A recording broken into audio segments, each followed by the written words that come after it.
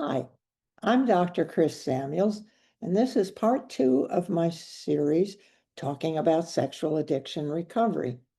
He's not going to be perfect.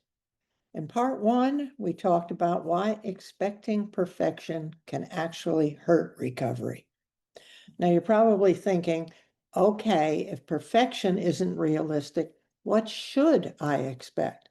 How do I know if he's genuinely recovering or just getting better at hiding his behavior? Well, today I'm going to show you 6 specific markers of genuine recovery, the signs that indicate real internal change, not just surface compliance. First, let's look at a common mistake that's easy for partners to make, and that's focusing only on his behavior, whether he's acting out sexually. Did he look at porn? Did he message someone? Did he go somewhere he shouldn't have? This, of course, makes sense. The sexual behavior is what devastated you in the first place.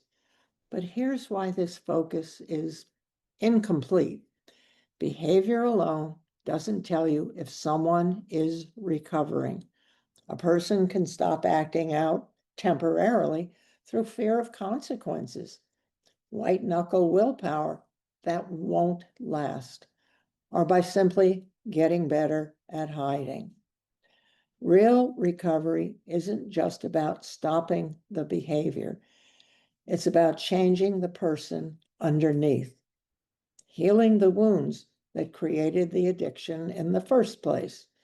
So let's talk meaningful recovery markers. Number 1, increased emotional availability. This marker is something you can feel more than you can measure. Your partner becomes more emotionally present and available.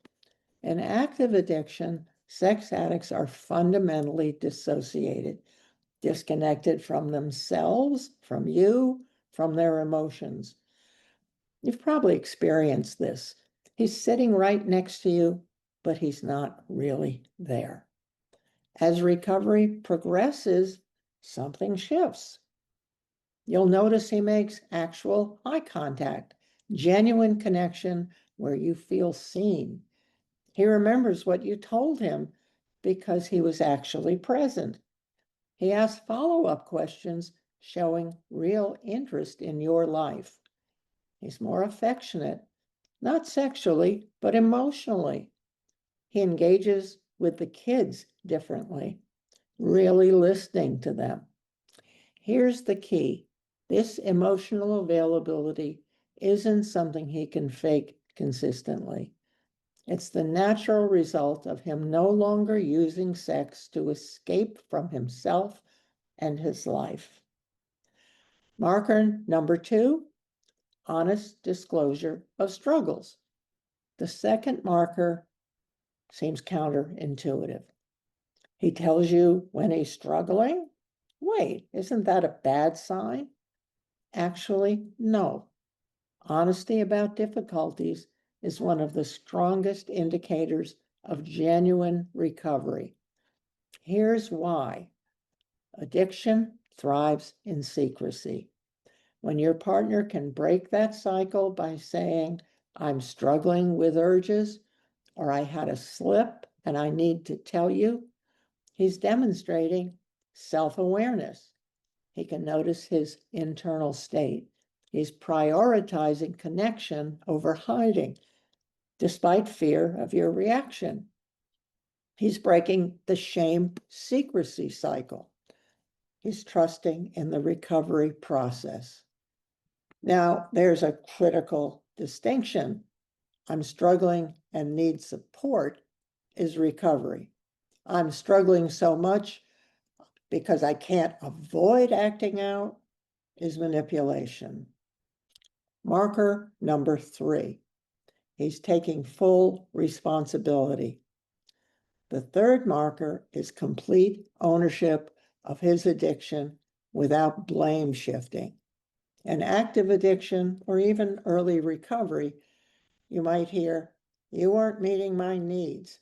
My job is stressful. You got distant after the baby.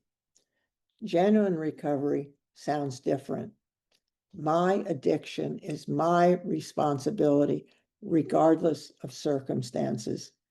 Nothing you did caused my acting out. My trauma explains my behavior, but it doesn't excuse it.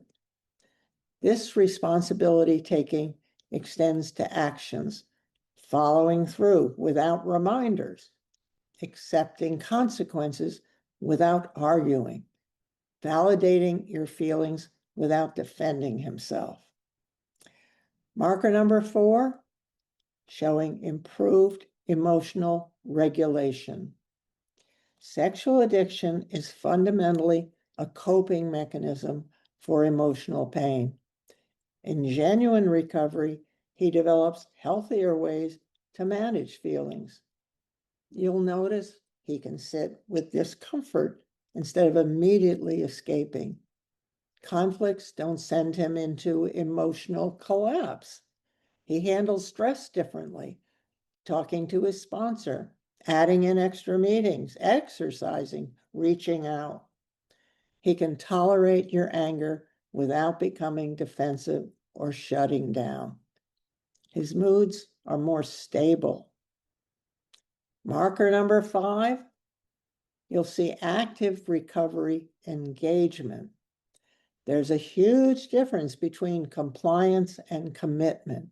Compliance attends meetings because required, sits in back, never shares, counts down until he can stop. Commitment initiates recovery activities, talks about insights naturally, forms meaningful connections, applies recovery principles to all of life. You can tell the difference by asking, if he could stop these efforts tomorrow with no consequences, would he? If yes, it's compliance. If he'd continue because he values it, that's genuine engagement. Here's marker number 6. He's developing empathy. The final marker is perhaps most important for you. Genuine empathy for what his addiction has done to you. In early recovery, he's too consumed by shame to truly see your pain. But as recovery progresses, space opens up for genuine empathy. You'll hear, I caused this pain you're carrying. What do you need from me for healing? I understand our timelines are different. I'm here for however long it takes. Of course you're having triggers. I destroyed your trust. That's up to me to repair. Not, when are you going to get over this? Or I feel so terrible, making you comfort him. So let's put it together. These 6 markers: emotional availability, honest disclosure, complete responsibility, improved regulation, active engagement, and developing an empathy. They don't appear perfectly or all at once, but over time, in genuine recovery, you should see evidence of all of them developing. They're the internal changes that indicate someone is fundamentally transforming. If you see these markers develop, you're witnessing genuine recovery.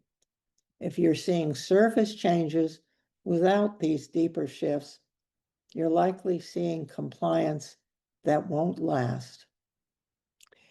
In part 3, I'll walk you through the specific developmental phases of recovery, what to expect in months 1 through 6, months 6 through 24, and years 2 through 5.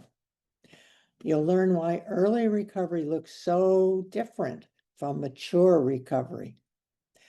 Subscribe to catch part 3, and remember, you deserve genuine change, not just promises. I wish you well.